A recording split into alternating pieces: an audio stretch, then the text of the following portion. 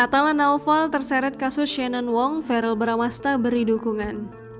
Atala Naufal diketahui terseret kasus atas dugaan ajakan mabuk terhadap Shannon Wong yang diketahui pulang pagi hingga berselisih dengan ayahnya.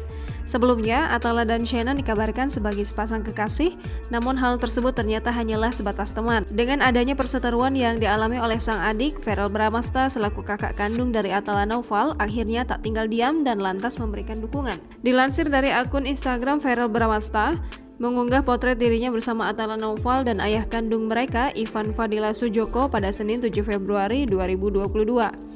Dalam unggahan tersebut memperlihatkan potret terbaru dari ketiganya serta potret lama ketiganya saat beberapa tahun silam. Verrell pun turut memberikan dukungan terhadap Atala Naufal melalui caption yang telah ditulisnya dalam unggahan tersebut. Banyak orang yang lebih baik mencari kesalahan seseorang ketimbang mengakui kesalahannya sendiri. Dilihat dalam kolom komentar, sang adik Atala Naufal pun turut memberikan komentar balasan kepada Verrell yang memberinya dukungan. Masyarakat pun terlihat memberikan semangat kepada Atala. Jangan lupa subscribe, share, komen, dan like ya!